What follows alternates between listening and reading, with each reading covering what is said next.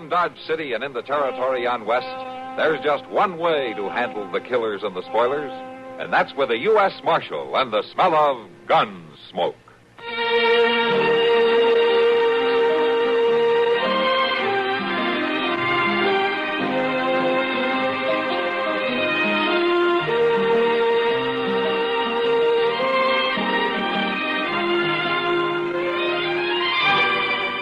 Gunsmoke, starring William Conrad, the story of the violence that moved west with young America, and the story of a man who moved with it. I'm that man, Matt Dillon, United States Marshal. The first man they look for and the last they want to meet. It's a chancy job, and it makes a man watchful and a little lonely.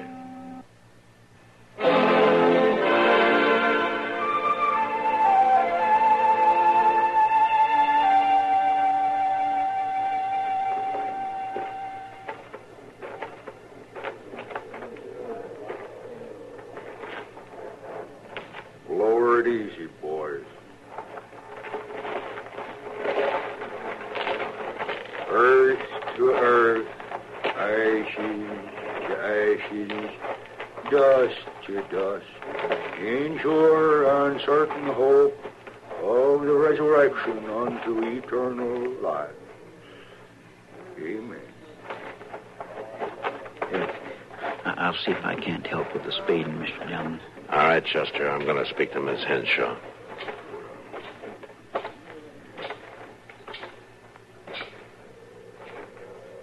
Miss Henshaw?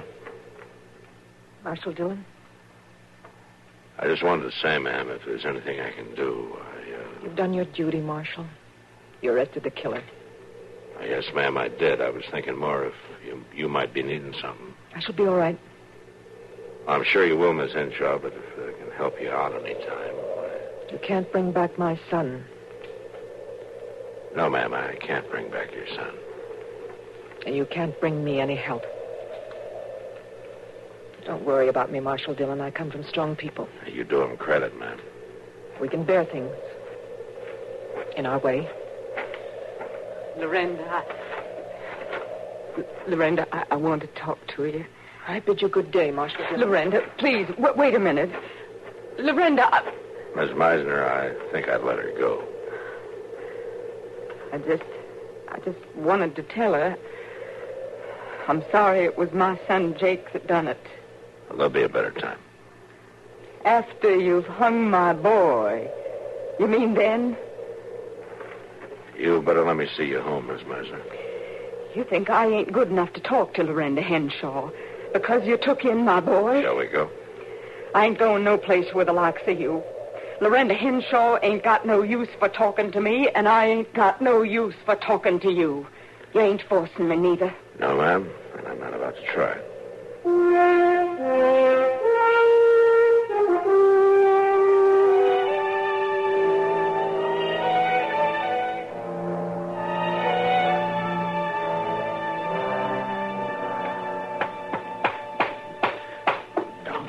Folks and just sat on a chair straight. They wouldn't be forever twisting a leg off like this.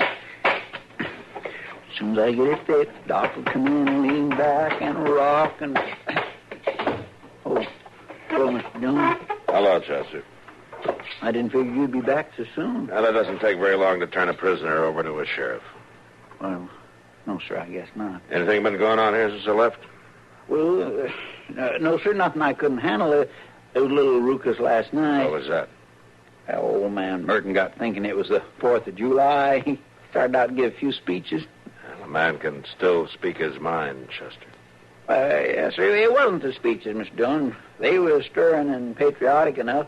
But he got to snorting at this whiskey bottle between talks, and next thing you know, he seen the British coming right down Front Street. Well, how about it, Chester? Was it the British? No, sir. It was the Calhoun brothers and me. Master Dillon? Oh, come in, Miss Meisner. I want to see you alone. Well, now, I was just... Well, I mean, I expect I could go and see if there's any mail again. Why don't you do that, Chester? Well, I ain't wanted no more. Fine, Chester. you sit down, Miss Meisner? I can say what I come to say on my feet. All right, ma'am. You took my boy away yesterday. Yes, ma'am, I did. You took him away to be hanged. The law isn't easy, Miss Meisner. Mr. Meisner and I lived here a long time before he died. We were law-abiding people. I know that. My Jake has always been a good boy. You know that yourself, Marshal Dillon. A good, God-fearing boy. He worked hard on that place we got, grubbing and digging to try to make things grow after his pa died. You've been out there a time or two. You've seen the boy working. I've seen him. Jake was my friend, yes, ma'am. And then he come to town, and in one crazy night, it's all different. They want to hang him. Miss Meisner, your son killed a man. It weren't Jake that done it, Marshal. It was the drink, the evil, tempting drink. And they was brawling. Everybody says they was brawling. They were brawling, but Jake used his gun, ma'am, and he shot an unarmed man. Now, you know that, Miss Meisner, and you know the law, too. The law ain't merciful, Marshal, and you wasn't merciful neither. I did what I had to do. It wasn't easy, but I had to face it. You'd be better off if you'd face it, too, ma'am. I'm here to face it. I think you'd feel better if you went home. Maybe Doc can give you something to help. There's only one thing that'll help. What's that? The life of my boy. I can't give you that, Miss Meisner. Then I'll take yours. You don't mean that. Yes, I do, Marshal Dillon. I ain't given to saying things I don't mean. Then you better do some more thinking, ma'am. Killing me or trying to is not going to solve anything for you. I've done my thinking. I know it won't help Jake. It won't even help me. But I got to do something. And if you let him hang next Thursday, I'll kill you. That's all I know. You need help, Miss Meisner, but this isn't... I ain't looking for help. I'm looking for an end to this. So you be thinking about it, Marshal. You be thinking good. I'm thinking more about you, ma'am. Don't worry none about that. I ain't been partial to firearms, but I've had to kill in my day. I can shoot, Marshal. Yes, ma'am, I'm sure you can shoot. And you be remembering, if I lose my boy next Thursday, I'll be back to end it. I'll be here, Miss Meisner. Because I want to end it, too.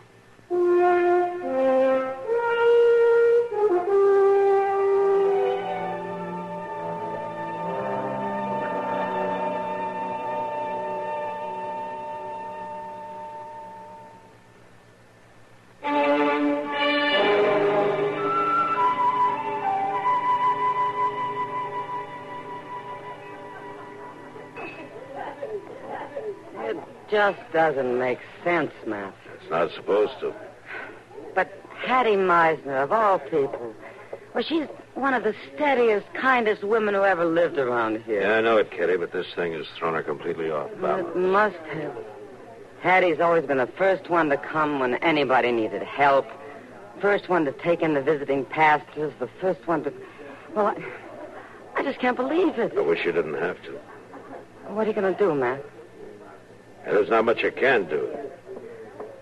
I don't suppose there's any hope for the boy. No, it's an open and shut case, Kitty. His mother doesn't know it, and I'm not going to tell her, but he lost his wild temper in brawls a couple of times before. There wasn't anything else the judge could do. Seems awful hard. Yeah.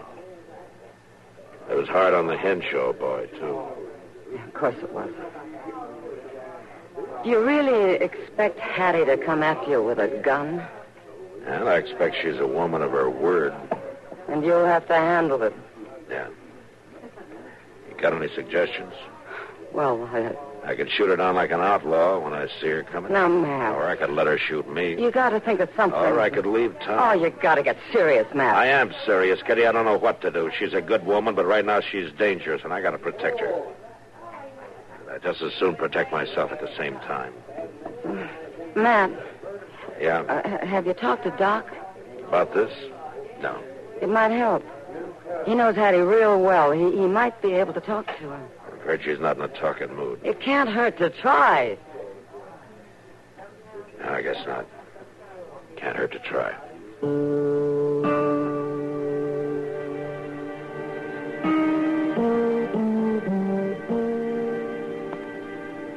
Yep. Come on, get up. Get up there. Get away, dog. Hurry up. Come on. Hurry up. Hey, Doc, hold up. Oh, there. What's the matter, Matt? You arresting me for something? I probably should. At the rate you were driving that buggy through town, you're a menace to life and property. You're getting old, Matt. Maybe. Are you heading for the stable?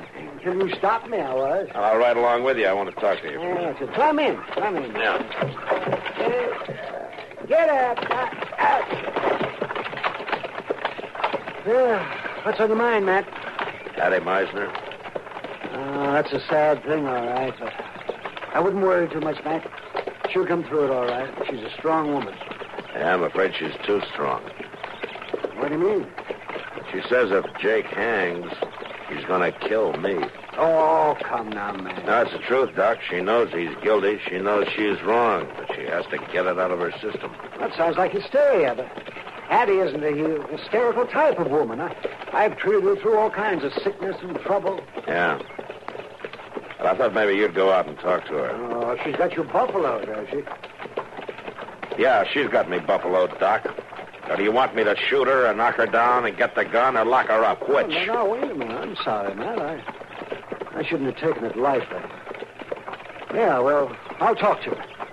I'm not sure it'll do any good, but I'll talk to her. Thanks, Doc. You want me to come along? No, Matt. I think I'd better try this alone.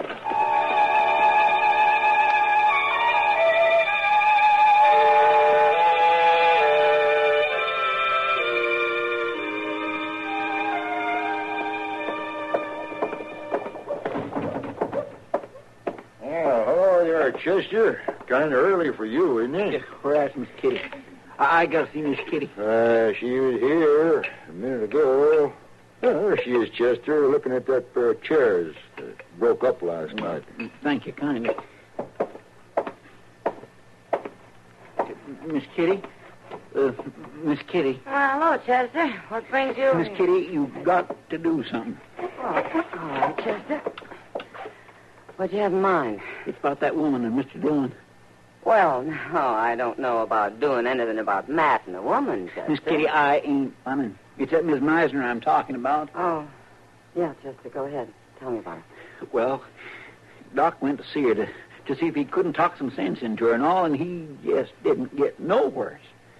She's still determined, is she? Yes, Miss Kitty, she is. She says she's going to walk right up and shoot Mr. Dillon after her boy is hung. Oh, it's a shame. It's more than a shame. Mr. Dillon's just going to sit there and let her walk in and do it, too. He ain't so much as cleaned his gun about it. Well, it isn't that simple, Chester. She's a good woman. Well, my goodness, I know it ain't simple. But there must be something somebody can do. We can't all sit around and let her kill him just 'cause she's a good woman. No, we can't. You got to think of something, Miss Kitty. Now, Chester, you know I want to help. Wanting just ain't enough no more. If somebody don't do something, we're going to be in an awful fix. Now, Chester, calm down. I ain't going to calm down, Miss Kitty, till somebody does something about this. All right, Chester, all right. I'll think of something. Though I swear I don't know what it'll be.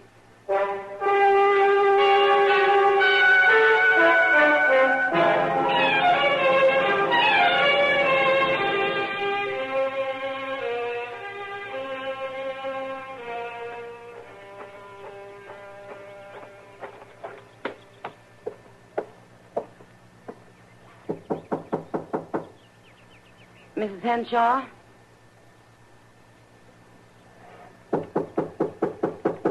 Mrs. Henshaw? You wish to see me? Yes, Mrs. Henshaw, I did. Do I know you? I'm Kitty Russell. Oh, yes. I'd like to come in for a minute. Very well, then. Come in. Thank you. In here.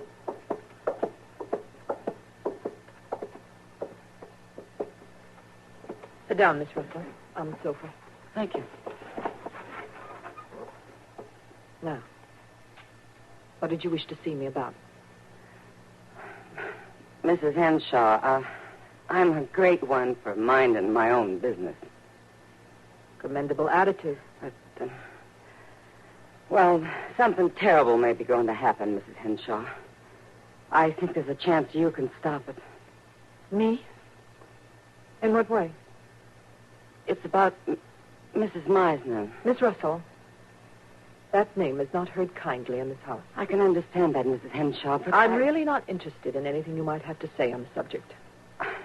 I know the loss of your boy was a bitter thing, Mrs. Henshaw, but there's no need to add more trouble to it. It was none of my doing, Miss Russell. Of course it wasn't, but now you can help. Mrs. Meisner says she's going to shoot Matt Dillon. I assume the marshal can take care of himself. Well, of course Matt can take care of himself, but he doesn't want to have to hurt Mrs. Meisner. And if you would just talk to her, maybe you could make us I see... have nothing to say to Hattie Meisner. Now or ever. Mrs. Henshaw, what's done is done. She's going to lose her boy, too. There's no need for more suffering. Miss Russell, I can understand your concern for the marshal. I understand he's a particular friend of yours. Matt is a good friend. But it is no concern of mine. He has a job to do. I see no reason to interfere with it. Mrs. Henshaw... I'll show you to the door. I can find it. I will show you to the door. Yes, of course. Do it properly, Mrs. Henshaw. Do it all properly. But don't show a little kindness to another woman in trouble. Good day, Miss Russell. I'm not so sure, Mrs. Henshaw.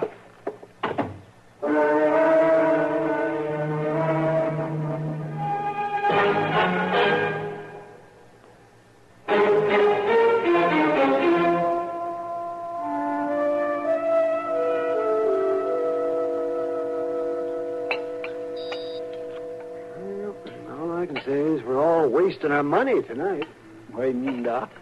Well, I should have said everybody but you, Chester. You're the only one who's eaten with any enjoyment. Chester can always eat, Doc. Well, that's what a body's supposed to do. You should know that, Doc. He knows it, Chester. He just can't put the idea across, even to himself. Well, I'm frank to admit I'll have more appetite tomorrow night. If everything comes out all right. Yeah. Mr. Dillon, you're positive nothing can interfere with the hanging. Nothing. Nothing but a miracle. And you expect that Miss Meisner to come walking in, toting a gun? That's what she says. I never heard of two women that were so stubborn about being talked to. Yeah, they're both a little crazed by the grief of losing their sons, and they're reacting in different ways. Well, I could see that, but you'd think somebody could get through to at least one of them. Well, it's a difficult case. Yeah, well, tell you what, why don't we leave it alone till tomorrow, huh? Till tomorrow? But, Mr. Dillon, tomorrow will be too late. Yes, Matt. If you're going to think of anything, you better think of it tonight. Well, what do you want me to do, Doc? Leave town? That might not be a bad idea. Oh, for heaven's sake, Kitty, I'd have to come back someday, wouldn't Well, I? by that time, Hattie might have cooled off. Isn't that right, Doc? No, I don't think so. This thing is likely to stay with her until it gets out of her system some way. It'll take some kind of a trigger to let loose of her emotions. I hope it isn't a real trigger. Well, it's just a terrible, terrible thing. That's what it is. All right, let's talk about something else.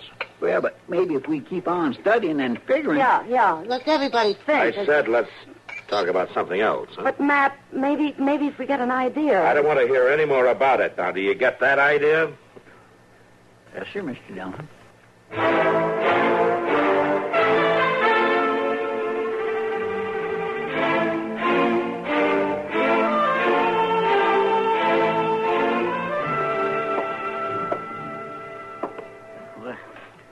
I declare. It's her, Mr. Dillon. Miss Meisner's driving up in her buggy. Huh? Oh, all right, Chester. You go on out back like I told you. Now, are you sure, Mr. Dillon, that you don't want me to stay? I'm sure. Go on now. I don't want her walking in here feeling she's surrounded. Now, go on. Get out. Oh. All right.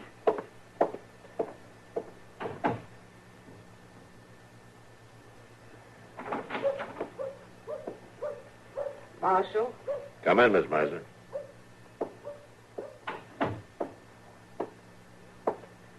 I come. Like I said. Oh. I think we could talk a little better if you'd put the gun down. Ain't no need for talking. They hung my boy this morning. Yes, ma'am. You can let him lie in peace. There ain't no peace for me, Marshal Dillon. I'd help you if I could, ma'am. I'd help Jake if I could. There ain't no helping. For me or for you. You're a good woman, Miss Meisner. You don't want a shooting on your conscience. My conscience tells me to kill the man that took my boy. I'm not going to let you kill me, ma'am. You ain't stopping me. I don't want to hurt you, but you put the gun down, Miss Meisner. Stay where you are, Marshal Dillon. I said put the gun down. I swear I'll... Hattie! Hattie, let it go. Let the gun go. It's no answer. Let me take it. All right, let me have it. I got it, Miss Henshaw. You got no right, Loretta Henshaw. You got no right. I wasn't even good enough for you to talk to at the burying. I was wrong, Hattie. I'm sorry. Being sorry ain't bringing my boy back. No. I'm not bringing my boy back either. But neither is being bitter, Hattie. Neither is being bitter. You ain't no one to talk. Maybe not. But I spent the night long on my knees about it. It's going to be hard, Hattie, without our boys. I've had hate in my heart, too. Miranda. But I learned in the praying that the only way to feel close to my dead son is to feel love. Love for him and love for the world. Without it, he fades away. My Jake fades away, too. That's what I can't rightly bear. It fades away. Then give him a chance to stay near Hattie. Let the hate out of your heart. Let him in. I ain't been one to hate. I just didn't know nothing else to do. That's right, Hattie. Cry. I ain't letting myself shed no tears.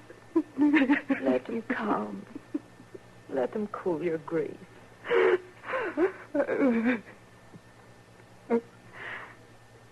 Marshal,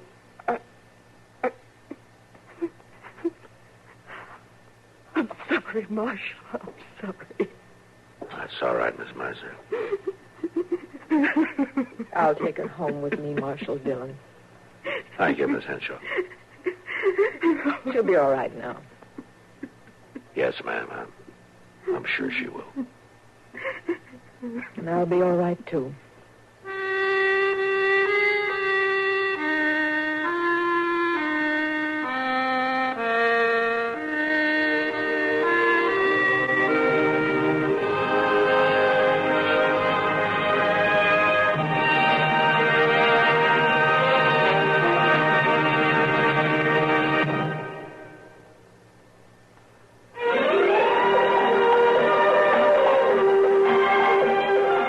Gunsmoke. Produced and directed in Hollywood by Norman Macdonald, stars William Conrad as Matt Dillon, U.S. Marshal. The story was specially written for Gunsmoke by Marion Clark, with editorial supervision by John Meston. Featured in the cast were Gene Bates and Virginia Christine. Harley Bear is Chester, Howard McNear is Doc, and Georgia Ellis is Kitty. This is Bill Conrad. All of the Gunsmoke cast want to extend their congratulations to KNX Radio in Los Angeles for the observance of its 40th anniversary this week. Founded in 1920, KNX has been an important part of the CBS radio network since 1937. And important to us on Gunsmoke, too, for we broadcast our program from the CBS KNX studios in Hollywood. Again, congratulations from all of us. This is George Walsh inviting you to join us again next week when CBS Radio presents another story on Gunsmoke.